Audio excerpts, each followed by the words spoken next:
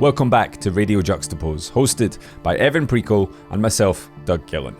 Today, we join artist Nigel Howlett and gallerist Ochuko Ojiri in the newly launched Ojiri Gallery space in Shoreditch, London, where Nigel is currently on display with his first UK solo show titled The Face Before You Were Born. The pandemic hit us all in different ways, at a time where frontline workers were and continue to be pushed to their absolute limits. There was a layer of mundanity to the experience for many of us. Earnestly, many of us set ourselves new challenges to alleviate some of that boredom of being housebound. For some, this was an opportunity to learn Japanese or to get in shape. But for London-based set designer Nigel Howlett, this was the turning point that transformed his art from something on the side to a full-time career. Through the pandemic, a new visual language took shape. Charcoal and graphite monochromatic worlds appeared around a central, faceless female figure. Cinematic compositions, evoking a sense of nostalgia and longing, contrasted the sleek, futuristic jumpsuit the character adorns. Each painting a timeless vortex between the familiarly human and the distantly cold. The collective experience revisited in black and white. Accompanying Nigel today is gallerist Ochuko Ojiri, who has just celebrated the opening of his second East London gallery space. Formerly operating under the name Ramp, in just a few years Chuko has showed the likes of Balder Helgeson, Lily Wong, Austin Harris and a slew of names familiar to regular Juxtapoz readers. In his spare time, Chuko is also a regular host on the BBC's TV shows Bargain Hunt and The Antiques Roadshow. And you'll figure out why when you hear him talk. In this episode, we discuss Nigel's new body of work, the impact of the pandemic, and the importance of the physical gallery space, and a lot more. If you don't already, why not give us a follow on Instagram for regular updates and insights. And finally, I'd just like to give a special nod to Juxtapoz magazine's leading European correspondent, Sasha Bogojev, who has recently interviewed Nigel, and you can check that out online right after you listen to this. Enjoy the episode. Thank you for coming down, for agreeing to do this, both of you. I know that he any chance Chico gets, he's like, yeah, I'm jumping in that, but I know there's maybe a little bit more reluctance on your side, Nigel. For the listeners at home, can you both just introduce yourselves? I'm Ochuko Ojiri, and I'm the gallery director at Ojiri Gallery. I'm Nigel. What else do I need to say? My name, my full name, Howlett. Howlett would be good. I'm Nigel. I'm Madonna. First of all, congratulations on the show. It is a really, really, really impressive body of work that you've put together here. How long has this been in production for? Well, probably the last 6 months, I'd say. Yeah, maybe even longer. Yeah, a little bit longer. I think because this is my first kind of body of work, and I've been experimenting with oil paint, which I started using for the first time this year. Things just took longer. Tell me about the name then, because this has a little bit of a spiritual connotation to it. What triggered that for you? Well, my girlfriend, Katie, my partner, she'd probably prefer me to say, she's really into mysticism and spirituality. So we're always having conversations about that and linking it into the work. And often I sort of come up with a piece, or I've got an idea for a piece, and then I'll just kind of ask her for any title or any kind of saying that might come to mind. And at some point she spoke to me about the title of the show, but I think it was from Zen Buddhism, and the title was slightly different, but I just kind of adjusted it slightly, and I really liked it because it's kind of mysterious, and the title is The Face Before You Were Born. And yeah, I just think there's a really nice... It relates to all of your work because it's a faceless character, isn't it? The way I view it is finding your true, authentic self. So yeah, that's really, for me, that's all I kind of need, just something like that, and it just triggers something. And for me, it's like a way to view the work. It's like an added layer that adds a kind of complexity and leads people in and sets the tone to view the work. So this is an interesting relationship that you have then with your titles, because it's always quite tricky. So how does that work? You were saying that it's like you'll come up with an image, a composition, and a pose, and then the title comes in, or is it somewhere else in there? Yeah, it changes. So I've got a little book that I actually got the other day, and it's just full of mysticism kind of titles, and that's all it's got in it. It's literally just pages and pages of just titles. I didn't know this. Oh, I haven't shown you yet, but it's amazing. It's just, you just flick through it, and then there might be something, and I'll look at it, and that just might trigger an idea. Yeah.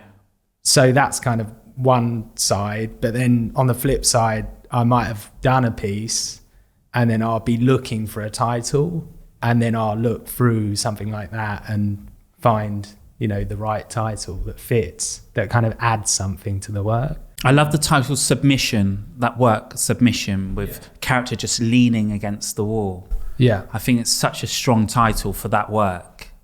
And it doesn't naturally spring to mind that it would be called Submission. No. But once you put the two together, very powerful. What are some of the sort of references that you're pulling out there? Because we were looking earlier, and I'm sure I could see a couple of cinema references in there. What's your sort of your book of references? Where are you pulling from that one? I mean, it varies hugely. So, Drive, the piece, the painting. I don't know whether I just thought I wanted to have this figure in the car, or whether I watched the movie Drive and then was really into it. And if ever I try and set myself a really rigid set of rules, it doesn't work. So I just have to kind of allow for different things to work in different ways and come up with ideas, in one way, or try something completely different, but just always be flexible. Yeah, I love it how you don't know. I mean, I think that's quite an important bit of creation. That's what keeps you going. That you don't know where to begin, or where it's going to end, or what's going to happen. Yeah. I really get that from your work. I love that painting, Drive. It's the most cinematic work that you've ever produced. And the speed, you can feel the movement. Yeah. And the metallic on the chrome, how you've worked it. Really good. And it's oil. It's like, I'm blown away. It's funny because you say that about this idea of trying to not have that formula, but you do set yourself up certain boundaries, like parameters. Like there's a consistency. You've got the color palette, the character. There are these sort of set parameters within your work that you do follow by. So maybe then by doing that, allows yourself, if you have those consistencies, is it then in the other parts of the formula and the process where you're allowed to just not be as rigid? Yeah, I think so. Yeah.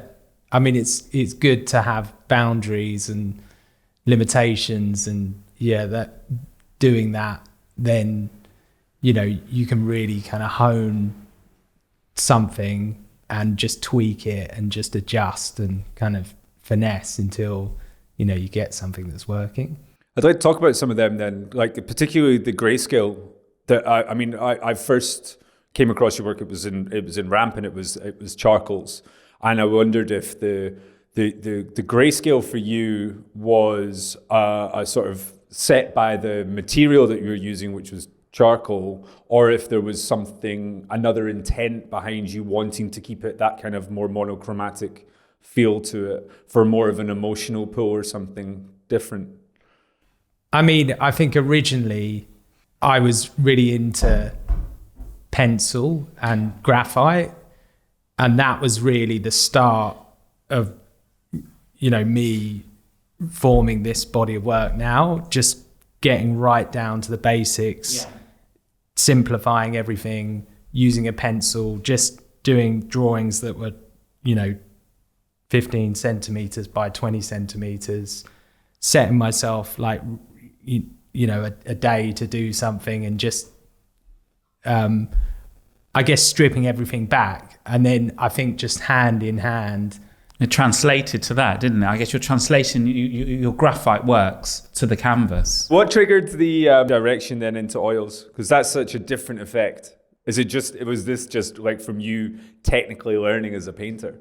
I think oils, there's more options to scale. Yeah, it opens everything up. You can kind of do, many more things. And I think, with graphite and charcoal and pencil, you can kind of only push it so far. And I just wanted to kind of expand on. You use the charcoal differently though. Like how you build it up. Yeah. So you have got that sort of flock, that velvet nature to the work. Yeah. So it's quite interesting how that's translated into the oils. And I guess what I noticed more in the oils than I didn't realise in your previous works on paper is the gradients. The gradients of grey. Yeah. And that didn't come across as much on the drawings. Yeah. It's kind of, there's a deep black and there's deep white and there's shading. But the gradient work is masterful, I think, yeah. Almost like you've sprayed, you've used, Yeah. But you haven't, have you? No, all brushwork. Tell me about some of the experience of using oils and kind of going in, because this is for an art audience. So I think there's going to be artists listening to this that might be in a similar position, trying to do a similar jump, or like what was that process like for you as a sort of learning curve? Were you finding yourself sitting on YouTube trying to figure out how to... That a bit. I tend to, I'm quite technical and I want to kind of get to the bottom of what it is that I'm using and try and understand it fully. But I suppose I'm not someone that can watch hours of YouTube tutorials. I'll sort of watch a little bit and then I'll kind of fast forward and skip through. And Did you visit someone? Oh yeah, so there's a guy in Clapton who's this incredible guy. I don't know how old he is, but he's been doing painting his whole life. Yeah. And I think we better say young. He's listening. He's an old guy. He's probably in his 60s, 70s. That's not old. Bloody hell. I'm nearly there. In his 60s. Yeah, he paints like an old master. Yeah. He's incredible. You go in his studio and he's got like 40, 50 paintings all hanging up in the wall. It looks like you're going into the National Gallery. It's like completely crazy. Yeah, I just went to him to ask his advice on the technique, the methods that I was using. He told me to stop using the stuff that I'd been using. But what had you been using, and what does he use? Okay, so he uses terps, a little bit of liquid, and the oil paint, and that's kind of quite common. But I've tried not to use terps and liquid just because of the toxicity of them. Yeah. And so I've been using lavender spike oil, which is less volatile than terps. So it evaporates really quickly, whereas lavender spike oil never dries. Well, this is the problem. This is why it took you a year. It's slow drying. So when you then mix that with linseed oil, which is slow drying, you've got a kind of recipe for disaster, possibly. And if you get the ratios wrong, then it just takes forever to dry. And so there were times where, I thought, this is going really well, I've done this layer, and then I'd leave it, and then literally like a month later it was still wet. I've kind of had all those kind of technical stresses that I've got over, and I think I'm really happy with the work and how it turned out. But I still feel I've got loads to learn. I know that you had a commercial background in actually quite a few things, but mainly set design, set building. And how long have you made the full transition into full-time artist now? Yeah. And how long has this been your full-time gig for? And how was that? Maybe we can talk a little bit about that sort of that transition and how you got to that place where you felt confident enough to be able to just shun the commercial world and step out as an independent. Well, it was very quick, and it was the start of lockdown. So lockdown came. I had so many things on my plate before, juggling loads of different things. Always making artwork, always, you know, making sure that I had time to do my artwork. But lockdown happened, and suddenly, you know, the business literally just stopped. I stopped getting emails, literally like nothing overnight. I was at home. You know, I had a little. I wasn't. The thing is, I'm used to being a freelancer. Yeah. So that feeling of like, oh, is someone going to call me? I'm used to just not knowing. So, and for me, I'm kind of a bit, you know, I don't really care. So I just let it roll and see what happens. But anyway, so lockdown, I was at home, had a little drawing board. Literally, I was like, this is amazing. I'll just do some drawings. And what I did was, like I said before, I started to do little drawings all at a set size. And I just looked back on what I'd done over the last few years and just tried to focus in on the things that were successful in my mind. And then I just kind of riffed on that, and I did a lot of stuff with text and started to develop the character that I've now sort of stuck with. Obviously, this lockdown then kind of came as I don't want to say a blessing, but maybe blessing and a curse. It was a nice period of reflection for you to be able to look a little bit more inward, I guess, and focus on what it is that you actually wanted to create.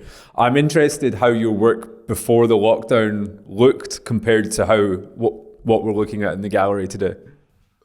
Different, very different. I did stuff with colour. It all happened very fast then. So I started having some success selling work online, and suddenly people were noticing, and Ochuko, you know, gave me a call, and literally from that moment, really very fast, we were working together. And we're fast friends. You're in the gallery. We're off. You know, selling work, and I never forget when you came to the gallery to look at the show. I think it was maybe the first ever show when we were around in Dalston. And I remember you looking at the paperworks and the graphite works there, and you were saying, I'm an artist. And I remember you emailed your work, and I remember thinking, it's got something. It's not there. But not quite right. It wasn't you, it was me. That was pre-lockdown. So then the lockdown happened. But it's funny how quickly that transition suddenly kicked in. You know, this period where you were actually gifted time. Yeah. And then how much that work can suddenly find its footing and develop. And it's interesting. And this is maybe a good time because you both had kind of interesting lockdown transitions. Because for Ochuko, yourself, I mean, we're sitting in your brand new, shiny, beautiful-looking gallery space. Thanks, Doug. In the centre of Shoreditch. Thank you. And how did that happen? I don't know. But it's super interesting because it's like for a lot of people, it's like we're looking into such a digital age where, you know, the idea of what a gallery is and what it does is really being challenged more than I think it ever has been. Yeah. And we've gone through a period where for a lot of people and a lot of galleries especially, they're like, shit, I'm having to close, I'm still having to pay my rent. But you have somehow managed to take this and make it flourish and make it work. So first of all, congratulations. Thank you. And what's the sort of drive for you then in this idea, this direction, this new push for a different I feel like, location? you know, it's very important to have a physical gallery.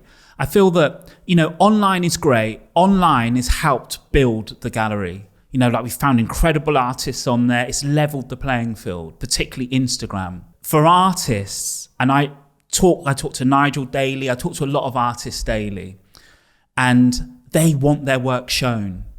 They want it to be seen in the physical, in the real. It's very important. So having this space, I think, puts us in a position where we can show great works at scale, great lighting, great position, and people can come and visit us. And where you were, particularly in Dalston, I mean Stoke Newington. Still there. You're keeping both spaces. Yeah, so the space in Dalston has now been rebranded as Ojiri Projects, and this space is Ojiri Gallery.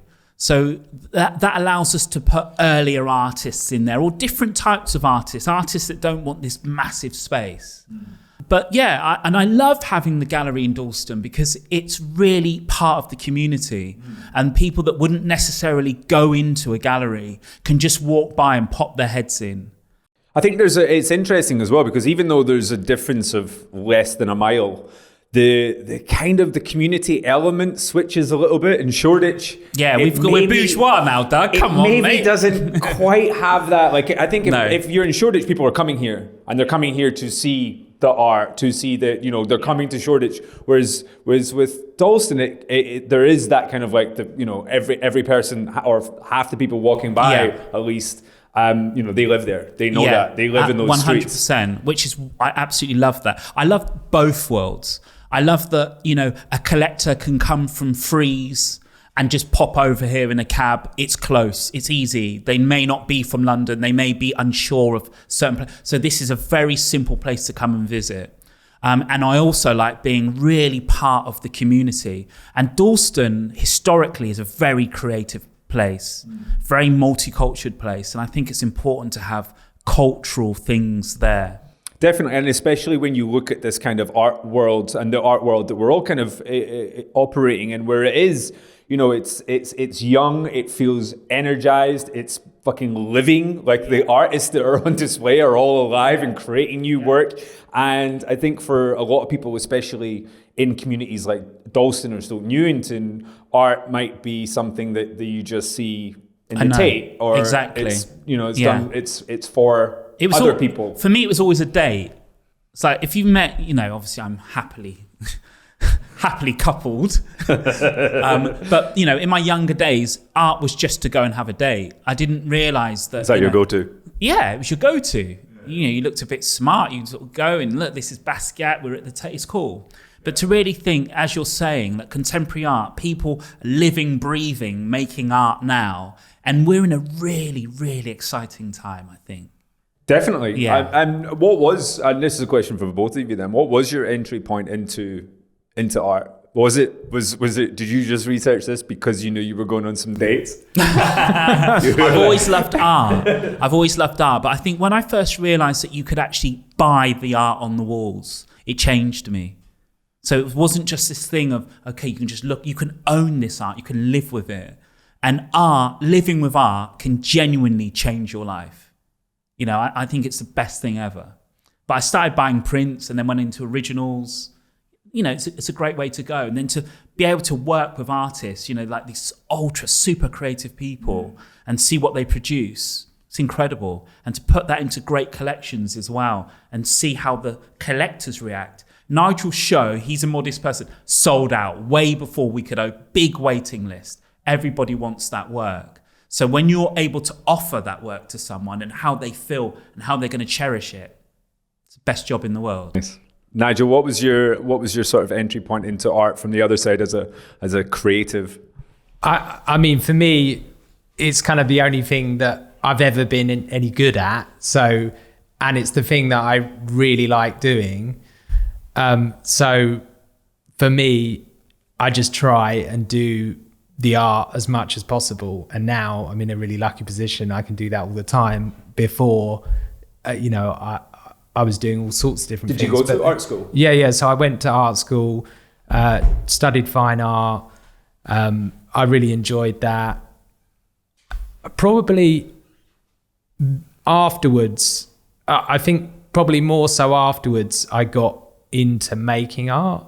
I mean, I was making art in college, but I think I got into it more when I left, and when I kind of I did quite a few collaborations with people, and I think I really enjoyed working with a team, and I sort of built my confidence and learned lots of new skills. And then, you know, I was working as a set designer, so all the skills that I kind of learned there, I kind of fed into the art that I was making, and yeah, just experimenting the whole time and just sort of growing my practice over the years. And talk to me a little bit about that then. How did set design infiltrate your personal practice? I mean, I think anything I do has an effect on my practice, but I was doing lots of prop making and set design. So, and I'm the kind of person that, yeah, if there's something that I need to make, I'll figure out how to do it. I don't have any fear about learning something new and trying to figure it out for myself. And I was quite good at that. And I think I just did that all the time. And then there might be something that I'm doing that maybe, if I'm just making a piece of art on my own in the studio, something that I've learned that maybe I was commissioned to do that I wouldn't have thought to do. I kind of learned a new skill there, and then I thought, okay, maybe I'll try that out on. I saw that when you made the bronze. Yeah, that you problem solved your way to getting that sculpture. Yeah, it was incredible to watch. One of the standout pieces in Nigel's exhibition is a bronze casting. The 3D rendering of his character holds her head in her hands, looking out in a moment that we've all experienced in some form. The expressionless face leaves room for the viewer to determine the story behind this situation. Sculpture lends itself perfectly for figurative artists, though I'm not sure all those that venture have quite the same commitment to the craft as Nigel has here. We're going to find out more about that right now, here on Radio Juxtapoz, in conversation with Nigel Howlett and Ochuko Ojiri.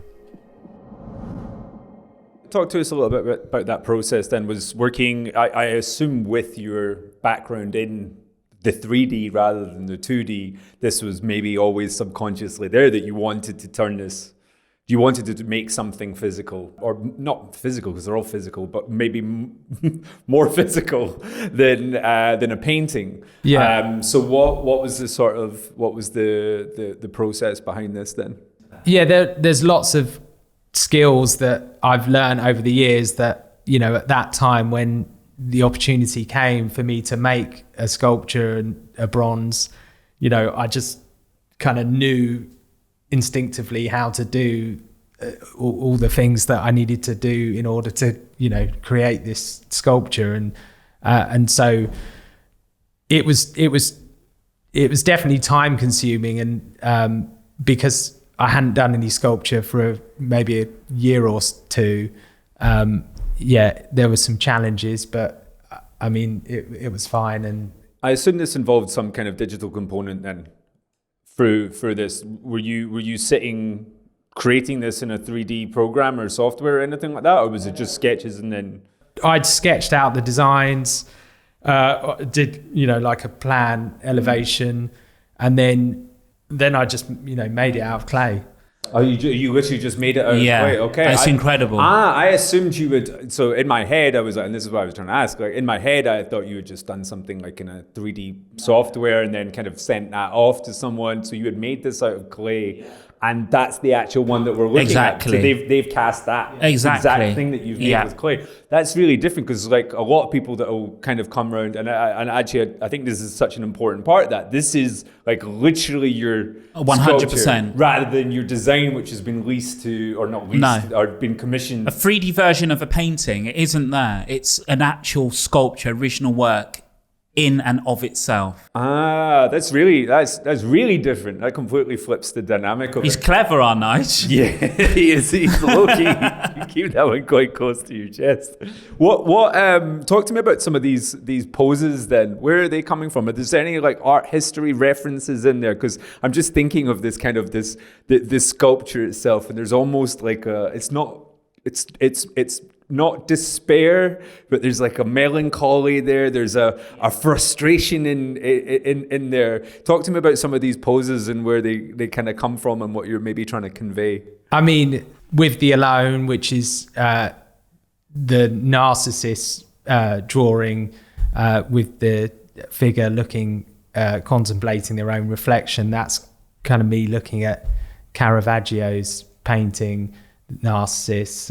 So that's kind of a direct reference there. But other pieces like Everlasting, I don't think I'm particularly referencing any painting, but that kind of crouched pose, the almost fetal position. I don't know, it just stuck in my head, and I just tried to kind of find. Is there an emotion in there that you're trying to convey, that particular? Well, that was really right in the depths of lockdown, and I don't think I was particularly having a hard time. I wasn't at all, in fact, but I could feel the energy in, the air, and some of my friends were having a hard time, and I was just trying to make a piece that felt relevant, and people could look at and get something from, and maybe something that they're feeling at that time. So I'm just trying to put as much emotion and feeling into the piece as possible, and just make it relevant, really. Have you experimented in this, particularly with this character, into something that wasn't maybe quite as melancholic or as not tormented? I mean, I think Drive is a bit more optimistic. I kind of see it as a search for meaning. This kind of character, in the car driving. It's kind of us, humans searching for meaning in their life. So we keep saying the character. Does the character have a name? The character is without a face and without a name. Are you just keeping your cards? Do you? Yeah, it's Karen. Why are you pretending? Yeah, it's called Karen, Doug. Karen's driving in this one. And then you just mentioned it as well, of course, because these characters, Karen. Yeah. You can be like, let's go with Karen. Please edit all this out. You can call it anything, but stop calling it bloody Karen. The idea of to take away the face, because I looked, and you've actually kept, again, you kind of keep your cards quite close to your chest on this, because your Instagram kind of goes, it doesn't start from the beginning, it starts from a point. I'll show you my archive. That earlier work, there was expressive faces, there was text as well. And then what happened for you once those features in the face started to disappear? I mean, I don't know if I can put my finger on it, but it just felt right. And I think to have a figure that is accessible to everyone, that doesn't have recognizable features that maybe, put some kind of personality on it. I just wanted to kind of keep it quite open, and I think it just clicked and felt right, so I've just gone with it. It's not what you're saying is right about the collective. And for me, from the sort of I call it sort of satirical work, almost like the earlier work, and I think this is, for me, has more emotion, where I can read what I feel into the work, and it's not a set thing of this is what this means. Yeah. I can read all different types of things into it. I think that openness that you kind of get from, without defining, the less you define, the more open it is for the viewer, for the audience to kind of gauge from. I like that. Does the idea of an all sculpture show terrify you as a gallerist? Oh, I'd love it. That'd be my absolute dream. Yeah. I think somebody said, a friend of ours said that it'd be a great idea to have a table in the middle with all of the sketches and just all the bits and pieces that made up these sculptures. So now it's on record. We actually have to do it. You put it out there. It's in the ether. Is it different for you as a gallerist between a painting and a sculpture? That's a good question. Oh, that's difficult. It depends who the artist is. I mean, I've got to be really, I love paintings. I love paintings, but there again, I love sculpture as well. I mean, I own quite a bit of sculpture. My idea is I'd love a space just to, as much as I love paintings, imagine walking into this gorgeous gallery space and there not being one work on the wall and just great works of art, all different sizes on different plinths. Special. I don't know if the audience changes then, if the collectors change a little bit. Maybe it does. Maybe it does change a bit. But this is the thing of, being a gallerist, being an artist. We've got to just kind of go with our hearts. And I feel that if it really moves us, and I feel really excited about it, I think Nigel's excited about it, other people will be. And as with prints that have brought people into original artwork, you're on a journey in this art world. And maybe somebody that knows Nigel, didn't know sculpture, will follow that line and be like, wow, sculpture's incredible. So I think that's part of it. That's all, sort of go for it. There's no boundaries. Do you see that there's a trend in figuration at the moment? I think there is a trend in figuration, but I actually feel that abstraction is coming back quite strong. Because of the trend in figuration? Yeah, I mean, it's all got to have... Not to scare you, Nigel. No, it's all got to have circles, hasn't it? But, you know, the cream always rises to the top. The great is always the great. But if I look at, you know, there's a show at Almeen at the moment, Andrea Breeling, like brilliant abstraction. Lucy Ball, brilliant abstraction. Anna Park has taken that figuration into abstraction. So, you know, I love it all. I feel that if you look at a lot of art, it's a bit like being a wine connoisseur and you want that clean palette of a Riesling. Wine people love Riesling. So a lot of art people love abstraction so that they can get lost in it in their homes. So yeah, you learned something new. You didn't know that, did you? Didn't know. Through social media, artists have been given a level of independence I don't think any other generation of creators have been afforded. With this independence, it opens up a range of questions on the role of the gallery space and the importance of these relationships. This seemed like a perfect opportunity to further explore this dynamic. You're listening to Radio Juxtapoz. Obviously, with the sculpture, once I did the drawings, I actually made like an inner kind of substructure to the piece. So it's quite a symmetrical piece. So the problem for me actually was trying to get those hands on top of the head and get them symmetrical. That. And you know, if it was like a kind of one-sided piece with just one hand, I mean, that would be easy. But it was, just getting that right and getting it all to fit together. And also I had to make the piece pull apart. So all the pieces were separate, like the hands came off, the arms came off, the hair came off. So it was easy to cast. That in itself was quite complicated because I used this stuff called Super Sculpey, which is like a polymer clay. And when you dry it off with a heat gun, that's great name. Yeah. What's it called? Super Sculpey. Super Sculpey. Brilliant. I dry it off with a heat gun. You can, I mean, you're supposed to bake it in the oven, but I use a heat gun, dry it off. But if you've got all these separate components that you're trying to dry off, once they dry, there's a tiny bit of shrinkage. It's like really minor, but happens to the best of us. Yeah.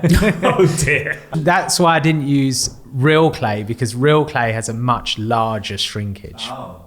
I thought one thing we should mention is that the publisher of the bronze is Case Studio, and they did a phenomenal job. I think they put their heart and soul. Matthew puts his heart and soul into every project he does, doesn't he? I just felt a bit bad not to say. Yeah. What's your favourite piece in the show? Ooh. Yeah, I think it is Submission. It's quite tricky, really. Describe Submission, just because this is an audio podcast. Yeah, well, Submission is listening. The character kind of leaning against the wall, and there's a shadow. There's something between the face and the wall. Is it a wall? Yeah, it's not really a wall. It's a wall. It's a wall. Yeah. Something around that shadow. There's magic in that shadow, and even in the drawing, there's super magic. It's in that exact same spot. So yeah, it does something. So you're actually talking about the little mini drawing. So little mini drawing. I'll expand on that. What I do when I do a piece is that in fact, let's start from the beginning. So let's start from the beginning. Okay. I mean, we started the whole podcast. We started from the very end. So. The beginning of the process, not the beginning of my life. So when I come up with an idea, it might be some written text or just the idea in my head. I'll make a load of sketches just to kind of rough out the composition, but then I'll start kind of doing a small version of the larger piece, and I'll use tracing paper. I'll kind of do a composition. If it's not working, I'll literally just trace on top of that. and I just keep redoing it, sometimes 30, 40 times until I get to the right spot. And then I'll transfer that onto a piece of paper and do a nice little drawing. I love the drawings. Yeah, and just get the kind of tone and mood right in the piece, and then I'll use that as a guide for the larger piece. Do you ever love the drawing more than the larger piece, or is it sort of like children? I think because I'm using graphite, I always get to a point where I can't push the graphite enough, and I can't do what I want to do in the larger piece with the graphite. So I've kind of pushed it to the max. I see different things in both. Like there's bits of magic in the pencil where it isn't in, and then there's bits of magic on the canvas where it's like, oh, that could never be on the drawing. But that's in submission, there is magic in that pencil, in the graphite. And it's in, I can't tell you precisely where it is. It's sort of in the shadow. It's in the shadow somewhere.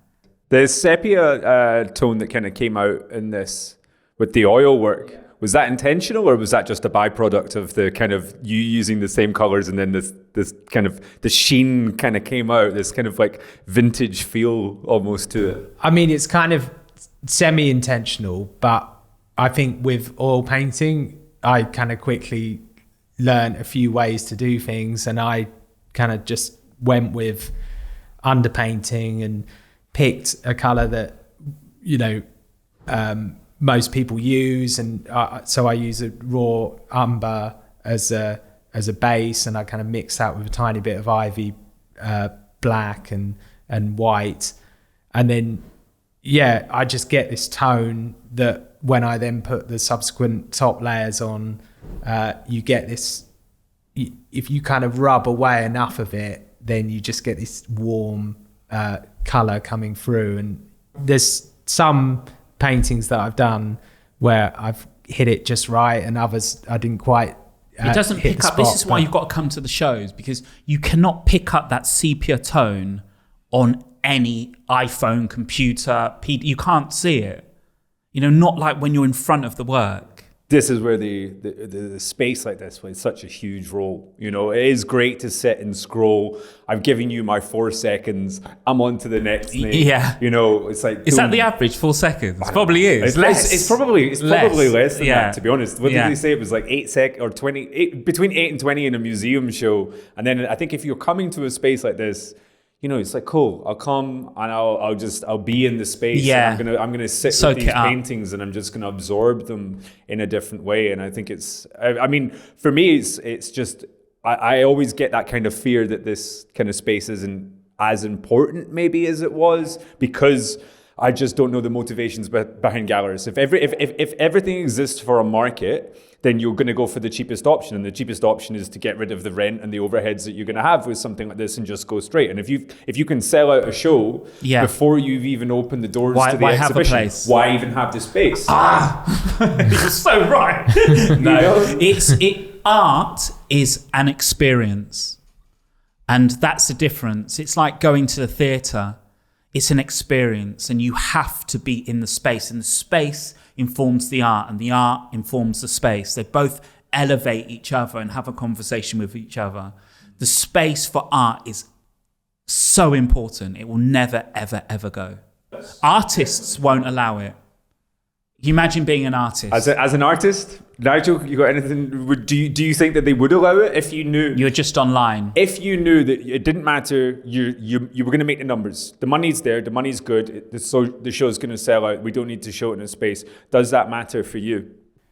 I don't belong to any artists' unions, so no. For me, I love going to art galleries, and I love the experience of going to see art. And I guess I'm not a collector. I don't buy art. I just go and view art, and I just it really love is it. the experience. Yeah. I just love the experience of seeing works in the flesh and the tactile quality of the work, and it's amazing. Money is not sort of the dirty word. People don't really talk about money with art. It's very taboo. But what I will say is, most artists that I talk to, they don't care about the money. It's not. It really isn't. That is not. That's because you sell out every show, though. I know, but that isn't their motivation. Their motivation is the work's being seen. You know, a lot of artists don't like to do commissions for that exact reason, that the work no one saw it, just went from here to there. Most artists want their work to be displayed and to people to come and see it. And I think it definitely comes with that kind of like, you know, not necessarily a notch in the bedpost, but there is still a prestige that comes with galleries and associations and things like that. Definitely. That I think it still exists. It does. Yeah. It does. As just on that point there, and I said it kind of tongue in cheek, but I've been deadly serious. You know, every time we've met, every time we've worked together a couple of times now, like more than a couple, and every time, you know, yes. So she's sold out before the doors open. Yeah. What are you looking for to be able to make that happen? Is it just that you've got a great little black book, No. or do you think you've? I think I'm incredibly lucky. I just feel that. Boo! No! No! No! I will not have an answer. I think that there is a new generation of artists that wasn't necessarily there before. And I feel that people like you, people like Juxtapoz, Nigel, we're all part of this, you know, energy and time and youthfulness in art. And I think we've added an injection that, you know, it's created a lot of awareness. I think there's a lot of different markets that have opened up as well that weren't necessarily there before. I feel like, you know, the Asian market, Hong Kong, they're really strong collectors, really passionate about what they're doing. I think that drives. Who's surprising you then at the moment, like as a relatively young gallery, and you know, kind of new? We're all relatively new to this game. You know, if we compare ourselves to the West End scene, you know, who are your collectors, and do you think they are different to going into a more, you know, if we went to Pace or something like that? No, I don't. I think they're the same collector. Yeah. I do, and I feel that a lot of those galleries, let's call them blue chip galleries, are now working with a lot of artists that I've worked with, or will approach a lot of artists that I work with. You know, I've consigned shows to blue chip galleries, and really, it's the same people. It's the same collector.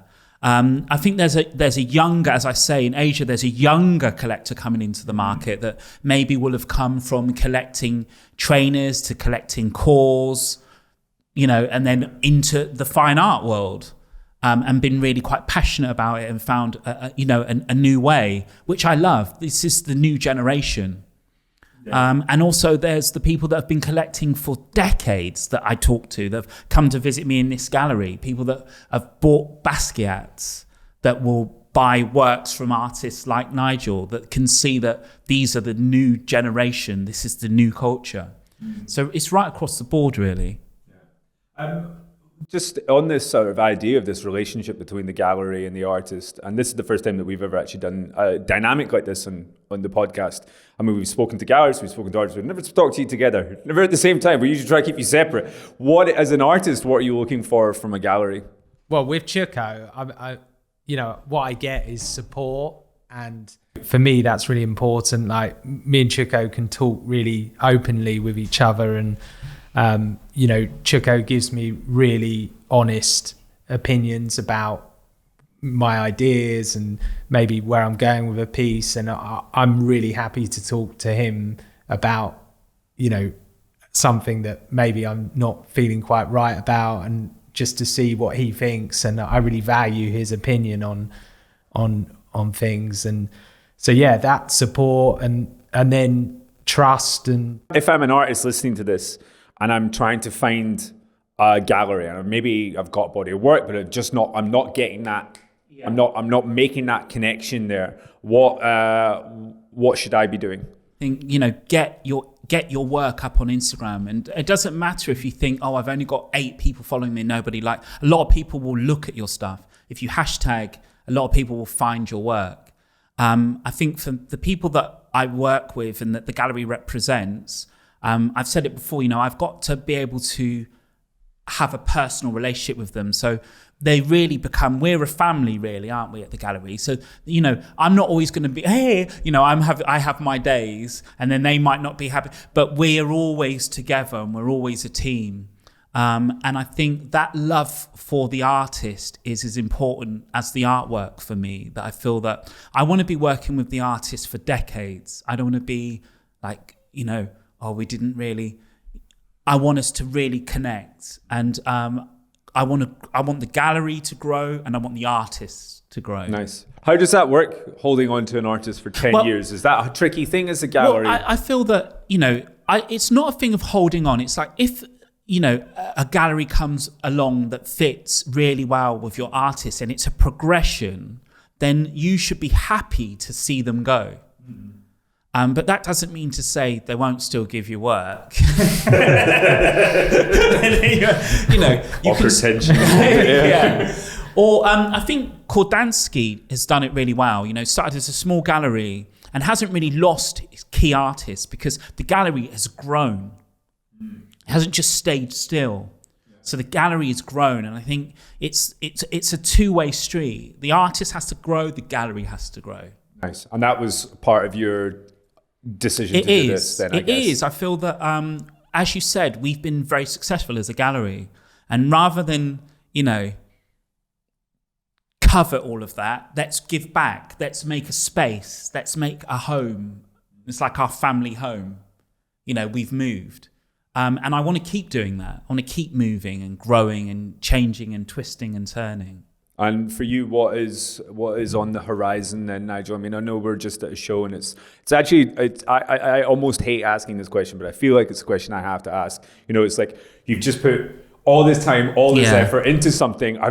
You're fucking sitting at it, looking at it. Why are you asking me what's next? But for you, what sort of, what's your kind of, what's on the horizon of you wanting to stretch to, either creatively or within, you know, within sort of other goals, as it might be? Well, me and Chuck are always joking because actually with this show, I was kind of over it, you know, about a month ago, even before it was set up, just because I've kind of made it. I've made it. I've got new ideas. You know, I want to test out new things.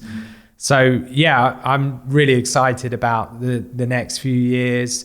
We've got some good projects lined up. You know, a couple of editions with two different publishers, and you know, just developing the work, paintings, sculpture. Probably next solo in 20. Yeah, probably 2023. We'll do some groups. We'll do some group shows. It's like, you know, it's a big, like Nigel said, it's a big thing. He's built up this body of work and he's learned oils on the job. So I think it's quite a good idea for us to, you know, Nigel to chill, get back into his practice, take his time, enjoy himself. You know, not enjoy himself. Yeah. Will it be enjoyable? Do not fucking enjoy yourself. This should not be fun. I see you fucking enjoying yourself. You know, and then, do a few group shows. Like Nigel said, we've got some really brilliant projects. We can't really tell you, but we've got some really cool projects. Did I say too much? Maybe. Okay. Maybe you did. But we've got a really good one that should come out around March. And then toward the end of the year, Freeze Week, we've got another really good project. And then 2023, a solo. What do you reckon the idea is? Because I think a lot of this relationship and everything, it's like that experience of business and being able to understand how much work should I put out there? How many solo shows should I be doing in a year? And I think this is that kind of experience maybe plays a big factor in this. It's a thing where everybody is different. I don't feel that, you know, I think I saw George Condo say this, you know, like if it was like someone like, I don't know, Rembrandt or Basquiat, you know, now we wouldn't be like, oh, you made too many works. You know, an artist should be able to make as much work as they want to make. Like, just keep going, keep doing it. And if you can do a load of solos, do it. Really do it. But as I know Nigel, he's a perfectionist and he wants to get it absolutely right. So as a gallery, I have to follow the lead of the artist, and I think we've got a good plan. Well, you talked earlier about those oils. How long does an oil take you? Like one of the 8 years. Well, I'm 35 now. So it depends how well it's gone. Yeah. So with submission, that was the last piece that I did, and that was quick. So that was maybe like 4 days. Yeah, it's Okay. incredible. So, but that even that the 4 days, it's kind of more. It's spread over time, and the underpainting I have to leave for a while, and then I'll do a layer, and then I might do another layer on top. But yeah, that was kind of simple. So I think as long as I keep things as simple as they need to be, and I've got all the kind of technical stuff down, then it's fast. The sections of the snake, the rebirth painting, that I was really happy with the way that I painted it, and compared to other The shadow things in that painting, I love, and the gradient. That really stands out on that one. So you think then, I know it's a relatively new addition into the sort of the visual language that you've been creating, but you think we're going to be seeing a lot more of Karen in the future? I think Karen's here to stay for a while. Yeah. Well, But I'd like to bring some family members in. here we go. Yeah. That's the scoop I was after. Oh my God! Thanks to both Nigel and Ochuko for their time for this episode. If you are in London, you have until the 6th of January 2022 to go and see Nigel's exhibition, The Face Before You Were Born, at the Ojiri Gallery on Charlotte Street in Shoreditch. We're currently trying to squeeze in one more episode before the year's out, but just in case we don't get that chance, on behalf of Evan, myself and the whole Juxtapoz team, thank you for your messages to us, your support, and most importantly for continuing to listen. We hope you all get a chance to spend the holidays with those close to you. Please do take care of yourselves and each other. Peace.